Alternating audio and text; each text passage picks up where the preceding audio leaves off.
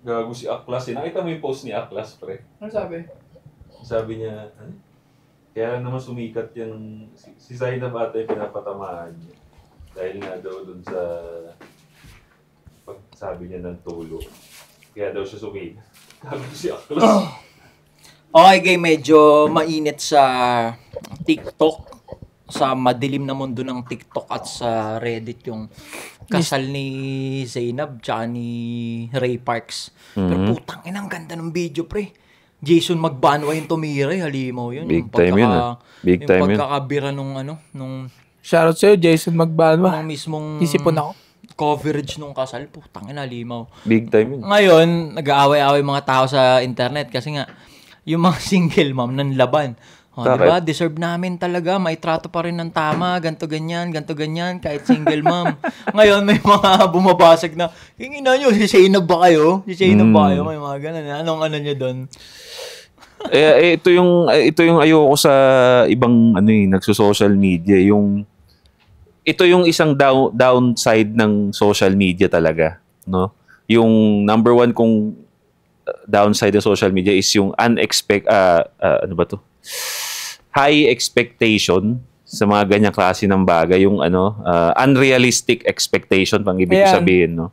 Yung unrealistic expectation na kesyo nakikita ninyo sa isang celebrity, akala ninyo ganun din dapat yung buhay ninyo, which is in the first place dapat hindi naman dapat because iba ang buhay ng mga celebrity na yan, like for example si Zainab, iba ang buhay niyan sa inyo. Si Zainab, sikat, mayaman na single mom. Yung iba sa inyo, single mom lang eh. 'Di ba? So, 'di ba? Iba eh. Hindi nyo kailangan, kasi ako for example, nanonood ako may pina-follow ako ng mga sobrang sikat na mga celebrity sa Instagram. Nakikita ko yung mga ari-arian nila, mga kotse nila, mga motor nila. Pero never pumapasok sa isip ko na, iniisip ko na, kailangan ko magtrabaho para makuha ko to. Hindi ko siya iniisip na deserve ko ng motor nila. Iniisip ko na kailangan ko muna magtrabaho. Iniisip ko pa nga, tinatanong ko pa nga, ano kayang trabaho nito para makuha ko itong mga itong klase ng bagay, di ba? Kumbaga, hindi siya unrealistic expectation. Gusto ko malaman kung paano niya nakuha yon. Hindi ko inassume na deserve ko nung mga motor na yun. Positive take kung paano mo tinitignan yung mga nakikita mo sa internet. May nakita ka na may magandang motor, ikaw hindi mo sabi, lalaki din naman ako eh. May titit betlog din ako, so deserve ko yung ganung motor. Hindi, no? Hindi. Inaano ko paano niya nakuha yun. Pero paano siyang nagkaroon yan? So, tas gagawin mo rin. Yun. Exactly. Para magkaroon ka nun. Actually, sa lahat ng aspeto, ganun-ganun. Ultimo tong vlogging na to, hindi ko alam kung may napanood kayo. Ako may napanood lang ako eh. Nasabi ko, putang ina, kaya ko yung ginagawa nyo. Tas dinaisek ko yung ginagawa niya. Ginaya ko yung ginagawa niya. Hindi ko sinabi na, nung napanood ko yung pangit na yun, nasikat siya na marami siyang pera, hindi ko sinabi, tangina, pangit din ako ah. So dapat, meron din ako nun. Hindi. Tinignan ko yung ginagawa niya. Tama yung sinabi mo. Tignan mo yung ginagawa niya, apply mo sa sarili mo, execute mo. Tsaka natin malalaman kung para sa'yo nga talaga yung kung anong meron siya. Yeah, exactly. Diba? Hindi yung, tangina nga naman, no? Nakita nila, single mom si Zainab. Tapos sila din na single mom. Deserve din namin ng ganun. Tsaka yung mindset na deserve nyo yung something because napanood nyo lang. Para sa akin, lagi nyong binabanggit sa mga naging ex ninyo sa mga kalalakihan na kami yung mga narcissist. Pero kayo yung madalas magsabi ng deserve ko to. That's a sign of narcissism. Narcissism yan. Na makita mo lang yung something na nakarelate ka, feeling mo deserve mo na yun. Deserve diba? Sa feel niya. Diba? Hindi ganun yun. Hindi ganun tumatakbo ang mundo na pagka napanood nyo yung something, deserve nyo. Hindi ganun. Stupid. Diba? Kailangan, ang tanongin niyo sa mga sarili niyo is, paano nakuha ni Zainab yun? Paano siya nagkaroon ng ganun? Hindi yung deserve ko kagad yun. Walang ganun. Napanood ko si Jordan, di ba? Si LeBron, deserve ko na mag-champion. Diba? Deserve ko na yung trophy. Dissect niyo yung ginawa nun. Like, for example, na napaloob siya sa mga issues, sa mga cheating issues, di ba? While having yung mababaliw ka nun, lintik yung sakit nun eh. Kasi lalo sa babae. Yeah. Pero nasasaktan din tayong lalaki. Pero lalo yung sakit sa babae. Nasasaktan siya ng mga panahon na yun. Pero yung engagement na yun na naharap siya sa issue, Aray ginamit ko. niya yun eh. Ginamit niya yun into something positive. Pucha, kung nakita nyo, nasubaybayan nyo yung daily upload nun. Nag-daily vlog siya, nag-YouTube siya, parang months lang ata, nag 2 million subscribers siya. Talagang niratrat niya. Kinarne niya. Di ba? Yung po, kumbaga sure, gabi-gabi umiiyak yun dahil broken siya or dahil niloko siya. 'Di ba? Dahil may tulo daw, sabi niya, 'di ba? Pero siya kinabukasan, "Hi, Sebis!" Tangin, nagko-content sila magkakapatid, masaya sila. 'Di ba? Yun, yung hirap, sure mahirap yung pinagdaanan para niya matagos yung ganung aura para maka-attract siya ng lalaki na magtatrato sa kanya ng tama. Ginrind niya rin kasi yung way up. Ginrind niya rin. Yeah. Hindi bumagsak sa langit niya. Although nabigyan siya ng good startup, Totoo. hindi naman niya madedeny yan. Kahit mapanood niyo to, meron kang good startup. Kahit niloko siya ni Skastakli, masasabi natin, masasabi ko na parang blessing in disguise yung nangyari yun. Niloko ka, oo. Sinaktan ka, oo. Pero yung babae na nilokot sinaktan, normal na nangyayari sa pamumuhay yan eh. Pero dahil ang nanlokot na nakit sa'yo si Skastakli, Big deal. di ba? Jumpstart na solid. Jumpstart. Kasi naman nanakit siya yung simpleng tao na wala namang Si nobody. Cesar lang doon sa Fatima, sa Purok Dos. Nobody lang. Di ba? Wala mangyari doon. Wala sa subscribers kahit doon. mag-iiyak-iyak ka dyan, di kasi sikat. No, sa madaling Hindi ka magiging sabi, multimillionaire. Rin siya talaga, blessing in disguise din yun, no? Planado rin. Masakit, oo, pero dahil matalino nga siya, si Zainab, yun, isa pa, matalino siya, di ba? Nasaktan siya, pero ginamit niya yung engagement na nakapaloob dun sa issue na pinagitnaan niya into something. Ang tanging YouTube siya, pinanood ko, daily upload sa YouTube, pre. Kinarne. Alam mo. So ito nga, may tanong naman, galing kay Joshua. Kapangalan niyo pa. Pang ina mo. Joshua 762 sa YouTube, no? Ayan. Shoutout sa'yo, Joshua. Boss, lang, ano gagawin ko? Yung ex-girlfriend ko na 1 month lang naging kami, gusto makipagkita sa akin. Nagmamakaawa talaga siya, nakausapin ko daw siya. Kaso may ka-live-in siyang tomboy na dahilan ng paghihiwalay namin. Ano bang gagawin ko? Anong yan ni Joshua 762? So, okay. Yun yung dahilan ng paghiwalayan nila, di ba? Yung tomboy na yun. Para sa akin, gusto makipagkita sa kanya, go for it. Tangina, ilabas mo pare. But, alin ang ilabas? Tamod? Pwede. Hindi. Dibel. Ilabas mo pa rin, bro. I mean, kung yung babae nagpupumilit na makipagkita sa'yo, take it as a motivation na tangina dahil sa tomboy na yan, nakipaghiwalay ka sa akin. Kumbaga sa akin, parang kung may oras ka naman, again, kung may oras mo ka, sila. Pati yung tomboy. I-consider mo as revenge I-reset yun, mo na pare. yun. Putang ina nun. I-revenge mo. Para sa akin, consider niya as revenge yun. Kung wala ka namang ginagawa sa buhay. Pati yung tomboy, Josh. Revenge. Yung tomboy, bro.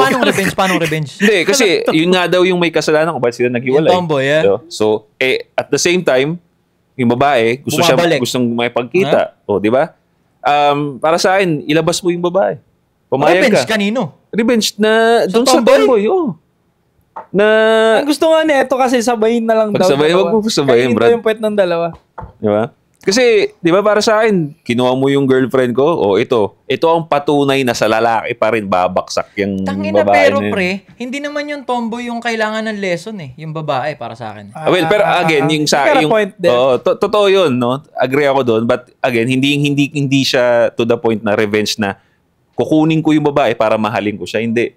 Para to prove a point doon sa tomboy at sa kanya na parang sige, bibenggayin kita, bumalik ka sa akin, pagkita bibenggayin kita tapos bali-bali mo yung ala sa akin. Bro. Tama ang sama nung sinabi niya, pre, pero dahil kalmado siya, tsaka malalim yung boses Bakit niya. walang cancel to? Tama. Hindi, bro. Ang sama nun. Inagaw mo sa akin eh. Si Ato ang pagsalita. Inagaw mo sa akin, bro. I mean, fair lang yun. Inagaw mo sa akin yung babae ko, ikaw may dahilan. May justification. Tapos iniwan mo rin ako, 'di ba? Iniwan mo ko dahil sa tomboy na hindi ka nag-iisip. Ngayong nagigilty ka, balik ka sa akin. O sige, pakita kita. Ito ngayon ang lesson mo. Ito ngayon ang lesson mo na hindi mo pwedeng gawin na basta-basta mo ako iwan na ganito. Ang dadagdagan mo yung body count niya, no? Tapos goodbye. Lesson yun. Actually, hindi ka nadagdag body count pag galing sa'yo yung babae. Oo. They won't consider it as plus body count. Diba, ex mo na, kahit 5 years na kayo nagkahiwalay, binembang mo ulit. Count pa rin yun as one. Kumbaga, one soul, one body count. So, agree din ako kay Josh, kung trip mo lang naman, kung marami ka pang time, sige, why not? Pero, for me, hindi ako agree dun kay Ato na isama yung tomboy. Ang inang yan. Re-reset mo na yung pre para sa better good Pero ng bro, community. kailangan ng resetter eh. Depende rin sa gupit, pare. Sa gupit, sa balakang. Oo. Tas yung pagkakaipit ng tube, di ba? Ang problema kasi, nagpapalaki ng sobra yun, mga yan eh. So, pagka medyo malaki na siya, dambuhala siya, gusto nyo na maging manly, ayoko na i-reset yan. Pero pag yung mga bisexual lang, puta, re-reset mo Babae yun, pa rin no? naman yun eh. Re-reset Oo. mo yun, pa, no? Pwede. Basta mabait siya. Di ba? Why not? Ano ba siya? Sa akin, para sa akin, hindi ko alam Para sa akin, pre, kung wala naman akong mahihita eh. Siguro kung wala akong option, like for example, ngayong week wala akong mabibengbang Ayun nga. Pero dahil nandyan siya, sige, bengbangin kita. Pag-free ka, di ba? Pero kung may ibang option, parang tangina disregard. Siya na yung least, ano mo eh. Oo. Kumbaga yung pinayo ni Josh kasi, Devil's side yan. Kumbaga pag gusto mo lang naman maglibang, then go Cancelable ahead. nga yun eh. Totoo. Di, para sa akin, justified yun since iniwan mo ko. Yan ang dahilan na yan ng iniwan mo ko. Tas siya yung lumalapit sa akin, hindi ko naman siya pinipilit. Sabi Exactly. nga nung sa kwento niya, pinipilit daw siya na makipagkita. Di, tangina mo. Okay, sige. Saka Ito bro, ang lesson mo, pare. Consider dirty ba sa'yo yun sa tomboy galing? Parang hindi naman eh. Hindi naman ethics, pre. Tangina, suklay kung ano pumasok dun. Suklay, tangkay ng sandok. Walang titi yan eh. Ina mo naman, so Hindi mas dirty yun. Di ba? Hindi dirty yun. Malamang dilaan niya lang at pininger-pinger niya lang. Wala yun. Pero Safe wala pa yun. penetration sa tomboy. Wala masyadong penetration. Ang weird talaga. Pre, Kapag ano ba? mapa-tomboy, mapa-bading. Kapag ang babae ba dumaan sa tomboy, na virgin siya, ano? Tapos nakasex niya yung tomboy, will you consider it hindi na siya virgin? Kung pinagpapasakan nga ng kung anumang mga dildo yun, suklay, tangkay ng sandok, mga ganun. Basta kung anumang pinasok doon. Extreme naman yun sa'yo, bro. Hindi, kung anumang pinasok. Daliri. Tas, Virgin yung babae, tas kung ano pinasok doon ng tibo. Kahit daliri pa. Para sa akin, di na virgin yun. Or, alimbawa yung babae nag-finger siya, tapos virgin siya. Oo nga, medyo yun Sa Ayan, akin, na hindi big deal sa akin. Nagdudukit siya sa sarili niya. Babaeng nagdudukit. Para sa akin, hindi na rin siya virgin kasi sino yung kunyari virgin siya. Ay, oo. Sino yung pinagdudukitan niya? Good Di nanonood thing. siya ng porn. Oo. Nagbi-visual siya ng lalaki na. Kasi para sa akin, pre, yung virginity, soul yun, pre. Okay, yun kasi yung siya virginity physically. sa'yo. Okay. Oo, soul yun. Agree. Diba? Di ba pa yung virginity Alam sa... mo, pinagdukitan niya, chicken joy, pwede siguro. Diba? May chicken joy sa akin, sigdudukit siya yun. Sige, okay lang. Iba pa yung virginity sa physically. Hindi, parehas lang yun. Para Sa'yo, sa akin. Kasi Kasi para sa akin, pre, kung yung soul mo is contained and pure, hindi mo hayaang ma-fuck up yung physical. Kasi inner may point game naman, lahat may yan. point naman. Di ba? Kung at peace yung soul mo payapa at alam niya yung ginagawa niya, hindi basta-basta bubuka yung pek-pek na yan para sa akin. So red flag sa'yo yun, kahit virgin pa siya. Hindi mo siya kukonsider na birhen. Virgin tas nagdudukit? Oo, nagpipinger siya. Oo. Ay, hindi red flag. Pero hindi ko na siya i-consider as virgin. Red flag siya pero not totally sagad na red flag yan. Hindi siya red Hindi flag. siya Pwede red ko siyang jowain, pre. Jowain ko siya. Lalo ko niya. Jowable siya sa'yo. Oo, jowable yun. Tangina. Lintik na yun. Lintik na yung experience yun. Pwede mo putok sa loob yun. Ilalabas niya yun. Dodokit siya eh. Di ba? Malapit yun, pre. Oo. Di ba? Pero ang tanong. Hindi na siya ganun kasing tight nun, no? Kaso pre, ang tanong. Sinong makakapagpatunay na nagdukit lang talaga siya, na wala siyang naka-fuck body, na walang label, Ayun, no? yun Yun din ang yung mahirap. nakakatakot Yun ang mahirap dun. dyan. Asan yung resibo?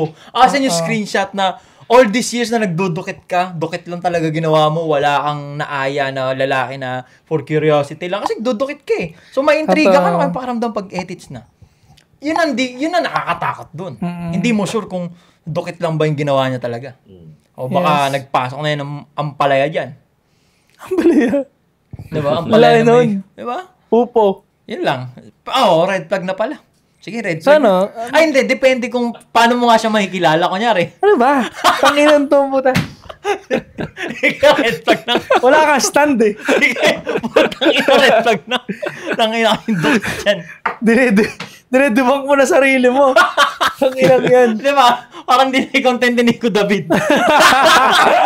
Na-all out tuloy. Naimik yung tao. Na-all out tuloy mo. Sasabihin na naman nun, pinagtutulungan siya. Hindi, sige, red flag na. Kaya parang babae nagdodokit, red flag ba? Sa akin Virgin na ba? nagdodokit. sa akin bro, hindi deal talaga sa akin kung ano kung yung virgin, yung pagiging virgin niya is, again, agree ako dun, yung virginity sa soul, sa ano kasi, para sa akin bro, yung ano kung, kasi nga hindi nga natin malalaman, wala tayong idea. Kaya makikita lang natin siya sa galaw Kaya kung babae talaga, na taklesa na, I mean, kahit nga virgin tapos taklesa, loud na masyado. Para sa akin, kinoconsider ko siyang hindi na virgin. Pag ganun. Oo. Kunyari, sabihin natin virgin nga talaga siya, wala pag gumagalaw. Pero yung galaw niya pare, maingay, balahura. Kakabwisit, no? Burara. Ang tingin ko sa kanya, ang dami ng kumana dito Kaya importante talaga sa akin talaga yung hindi talaga, again, mahirap kasi mapeke para sa akin yung galaw talaga Kaya kung magaling ka na lang talaga pumeke na babae, na kahit hindi ka na virgin, ang galing mong pumeke as ang pino mo gumalaw. Again, doon nga papasok yung exemption Alright. Diba? Yung pino gumalaw, okay pa rin. Talagang may makukuha ka talaga Pero yung, again, yung virgin na babae na, na nagdudukit pero balahura yung ugali, doon ako babase. Sa ugali talaga, Brad. So, again, doon ako babase. Alright. Babae nagdudukit, is it red flag? Na virgin. Na virgin? Agree ako sa sinabi niya puta, paano natin malalaman? Yun nga di ba? Magdudukit lang ginagawa mo. Sabi niya, sumuko na nga lang, red flag na nga lang. Ang gulo nga putang ina, tanong, saan ka ba? At least sa bibig ko nang galing. Red flag na. Di ba? Pwede namang, bago tayo mag-move, pwede namang virgin nga talaga siya physically. But, tama siya doon, spiritually, marahil fucked up na kasi baka nag-yon-yon o kaya yung mga ina-idolize yun, di ba? Na pinagbibinggiran niya. Siyempre, yung kasunod niya, mag-i-imagine ng tao Ito, follow-up question, pre. Na-meet mo siya, virgin siya, nagdodokit siya, pero crush ka niya. Ikaw yung pinagdudukitan niya. Paano mo na naman ulit masisigurado yan? Doon din tayo babagsak niyan. Asa ang assurance nun? Siyempre sasabihin niya yun kasi gusto ka niya makuha right now. Okay. Diba? So doon pala, tapos na yun. Ito, follow-up question ulit. Diba, tungkol na sa usapang virginity. Virgin yung pekpek, yung bibig hindi, nakatsupa na siya. Again, sino na naman magsasabi? Hindi, malalaman mo pa rin. Ano bang question doon? Is it consider ba siya na virgin pa rin? Ay, ano bang question doon talaga? Kung consider ba siya as virgin pa rin? Mo pa rin ba siya? Or red flag ba siya kung taman tsupa lang siya, hindi siya nagpapayot daw. Hindi, taman tsupa lang talaga ako, promise. Swear to God, mamatay man magulang ko, taman tsupa lang ako, virgin pa yung pekpek ko. Ako? Taka na, pare, jojowain ko siya. Malalaman ko naman kung virgin yung pekpek niya o hindi. Ngayon, kung virgin pa rin siya, at lahat naman ng expire Yeah? Isipin mo mga naging shota natin na hindi na virgin, pare, sumubo naman na yan. Sumubo naman, matik naman. Siguro magiging turn up lang doon pag ini-explain mo sa akin at kinukwento mo sa akin one by one yung nangyari. Alam niyo, may nagtanong nga sa TikTok sa akin kagabi, Soy, anong gagawin ko? Babae to so army ko, Kinuwento ko kasi sa BF ko na sumubo ako sa ex ko. Pero siya naka-virgin sa akin, itong current niya. Kaso, na-fucked up na relationship nila. Kasi nga, kinuwento niya kasing sinubo niya yung ex niya. Dinetalye? Oo, pare. Parang akala niya yung honesty niya na yon is magtatawid at re-respetuhin siya ng boy niya lalo na parang, ang honest mo, girl. Hindi na kasi kailangan malaman niya ng mga ano sa utak ng lalaki yun. Yung ego kasi at pride na parang tingin niya kasi sa'yo, tangina, malinis ka kahit papaano. Kahit di ka na virgin, at least, yung palang naman nakasex mo, wag mo nang ikwento, okay na yun. So, mag-iiba na image siya ngayon sa'yo. Kasi what if kasi subo daw niya, sabi niya, napilitan daw siya. Sa chat, syempre, sasabihin naman ng babae lagi yan, napilitan, tangina, hindi ko kasalanan, ulul. So, going back, syempre, imagine yung lalaki, bawat inusubo mo siya, parang ganun din ginagawa mo doon sa ex mo, di ba? So, fucked up. So, going back to sa question, ako, pag virgin yung babae, okay pa rin yan sa akin. Tangina, hindi nga virgin, sinosyota natin Actually, hindi nga tayo talaga nakatingin dun sa virginity. Ang tinitignan natin yung galaw yung kilos na nga. Yung kilos. Lahat mataas body count yan, pre. Pero nakita mo na striving siya sa buhay, hindi siya maingay, Yes. nakatutok siya sa pagpapaunlad ng sarili niya, tapos hindi siya, talagang professional pa rin yung aura niya. Yes. Jojowain natin. Soy, bakit naman ganyan ang mindset nyo, Soy? Lagi nyo sinasabi sa amin, maghanap ng birhen. Alam nyo, sa sobrang hirap na kasi talaga maghanap ng birhen nowadays. Kung preferred mo yun, again, di ba? Kung preferred mo at makakita ka nun, go for it. But, kailangan mo natin maging realistic dito. Ito yung isang purpose ng Anti-Social Support Club is sabihin sa inyo yung realidad ng buhay. Correct. Bukod dun sa sobrang rare na nun mahanap nowadays, pwede mo naman talaga maging jowable pa rin ang babaeng isa lang body count, dalawa, tapos hindi mentally fucked up. Pwede pa rin mangyari yun. Kasi may mga babae naman na may mga experience na siya sa sex, but yung isip niya is very matured at alam niya i-handle yung sarili niya. Bitbitin yung sarili. Meron, pre. may kakilala akong ganyan. Body count doon, kung may 10 na. Pero tangina, striving sa buhay, entrepreneur, sagad, talagang 30 plus na eh. Hindi mentally fucked up. Importante kasi hindi mentally fucked up. Malaking deal talaga yun. Hindi, okay na okay siya mag-function, pre. Nasyota mo. Hindi ko kasi nilalandi. Single? Oo. Mentally fucked up yan. Sira pa rin Hindi kasi yun, may bro. anak siya eh. May isa Single siyang mom? anak eh. Oo. Mentally fucked up nga. Paano mentally fucked up? The Okay fact, bro, na single siya, bro. Kasi kung again, katulad na sinabi mo na entrepreneur siya, maraming entrepreneur na lalaki. Diba? At kung maganda pa siya, plus points yun. Yeah. Pero again, the fact na single pa rin siya, na meron na siyang mga ganong resources. Again, best example na naman natin, si Zainab. Entrepreneur, sabihin na natin kung ano business man niya, mayaman, pero nakakuha ng, ibig sabihin, okay pa rin talaga siya. Sige, balitaan ko kayo next week. Joke lang! Joke lang! Tangina, baka i-clip yun! Nanonood yun, bro. Yari ka. Joke lang! Baka i-reels! Joke lang! Biruan lang! Icebreaker lang. Alam niya namang dito sa amin sa group si siya daw yung mga ganong Hindi ko alam. Inano ko lang, di ba? In-experience ko lang yung mga sa daw moves. Oy, tomboy converter lang ako, pre. Joke lang. Wala, icebreaker lang. Defensive ang puta. I think ko Poncho Pilato. Alright, okay. Think ko kaya pa. Mabilisan lang. Sabi dito sa Telegram group, sabi ni HT, ni Chad pala. Chad, shoutout sa'yo, Chad. Shoutout sa'yo. Does college or education is scam? Good question, John. Ano sabi, Kung scam daw ba yung education system or yung college? Kasi nga nauuso na ngayon yung hassle. Ay, ikaw naman mauna. Is it a scam? No? Para sa akin, bro, depende yan sa course na kukunin mo. Hindi, ikaw ano ba? Graduate ka ba? Graduate ako. Alright. So para sa akin, pare, hindi siya scam because gumraduate ako at the same time, yan din ang initial ko na income, yung pagtatrabaho ko. Okay. So dyan ako nakakuha ng experience paano makipag-interact sa tao, teamwork, at ano ang gagawin ko sa pera ko. So para sa akin, hindi siya scam eh. Yeah. Pero again, depende kasi yan. Nagiging scam ang education, pare. Pag yung kinukuha ninyong kasing course, hindi umaangkop sa gusto ninyo or sa demand ng market eh. Alright. Maraming, nagiging scam siya. For example, ang dami ninyong kumukuha ng mass communication. Hindi siya in demand sa market lalo ngayon. Kaya again, nagbayad kayo ng wala. Scam na yun. Kasi hindi siya in demand sa market eh. Diba? Actually, hindi scam kasi hindi ka naman niloko ng school. Ikaw pumili nun. Ikaw pumili nun. Bobo mo ko. Again, pero kasi, pumapasok sa isip lang na scam kasi wala nga silang napala. Yeah. Diba? Pero, again, kailangan maging matalino kayo sa pagkukuha ng mga course na gusto ninyo. Kasi, again, magiging realistic na naman tayo.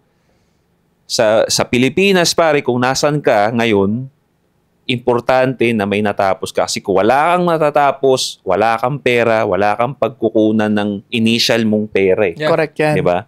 So, importante pa rin siya sa akin, bro. Magiging scam lang siya kung tanga ka kumuha ng course. Kung nakita mo lang yung girlfriend o yung jowa mo, susupot-supot ka kasi, mag-HRM ako. Ay, sige ako rin. Kahit hindi mo naman alam yung trabaho makukuha mo doon. Yeah.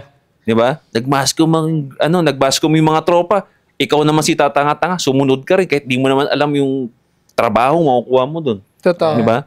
So, para sa akin, manghingi na lang din kayo ng advice sa akin bilang trabaho ko sa corporate ng matagal. Para hindi maging scam yung course ninyo, kumuha kayo ng programming. Programming ang pinaka-safe para sa akin based on my experience na kunin na course because again, ano ba tayo ngayon technology-wise? The world is AI. The world is era. full of innovation right now. AI. So programming, pasok lahat yan sa lahat ng in-demand ngayon. IT, programming. So, yun. Ako, madagdag ko lang, nagmumukhang scam ito sa mga tao ngayon kasi mas maraming opportunity sa internet and e-commerce. Yan. Magandang point. The reason why it looks like a scam is because, tama nga si Josh, hindi nyo na nakukuha yung true benefit ng kinuha ninyong kurso. Diba? At lack of demand na rin. Pero maraming supply ng mga bagong graduates. Pero kung mapapansin nito sa mga lolo ninyo, hindi nila narereklamong scam ang college bagos sinasuggest nila sa inyo. Because way back 80s and 70s, sobrang daming job demands kasi nga galing war. Sobrang daming bakante yung doktor, bakante engineer, nag-infrastructure, nagtatayuan. Ngayon kasi medyo modernization na and fully civilized na at masyado nang maraming natayo, masyado nang maraming, alam mo yun, mga trabaho nakuha dun sa mga course na yun. Kinukulang na ngayon yung bakanting jobs. Kaya yung college hindi nagiging sobrang applicable nowadays, 2025. Kasi nga sobrang dami na. Ang nangyari, nagiging OFW yung karamihan. Oversaturated na rin. No? Tama si Josh na IT kunin ninyo kasi the world is full of innovation and walang tigil sa pag-innovate ang mundo at sa modernization ng mga technical shit ngayon, pare, computers ngayon. Kahit sa kotse, pwede rin kunin nyo yung kurso sa mga kotse. Pwede rin kasi walang katapusan yan. Innovate lang ng innovate yan. Mechanical type shit, no? Oo, automotive, sige, pwede rin yan. Ngayon, again, hindi siya scam. Isa siya sa safety net ninyo. Kaya dapat talaga mag-aral kayo. Importante yan. Marami rin nakukuha sa school na hindi nyo nakukuha sa labas, sa kalye. Legit. Gaya ng tsaka mga classmate ninyo. Yung socialization lang sa mga classmate socialization, ninyo. importante talaga. Ang laki makapag-matured niyan. Yeah. Iba yung maturity ng high school lang, ng elementary lang, sa lalaki nakapag-college. Ibang-iba, makipagsalamuha. Pati yung communication skills, ibang-iba. Masasa. Tsaka parang alam mo alam mong edukado, alam mong parang medyo professional na siya, no? Alam mo kung sino yung nakapag-college eh. Iba niya, dali ng sarili niya. Yeah. Hindi siya pala patol sa mga walang kwentang bagay. Diba? Ewan, ba't yung mga nasa TikTok, mga summa cum laude yung pala patol? Hindi rin pala lahat, Hindi mo lumalabas ng bahay yun, pare. Baka kasama sila sa graduates na illiterate nowadays. Kasi diba maraming mga bobong graduate. Pandemic, no? Dahil nga, tatalakayin natin sa susunod na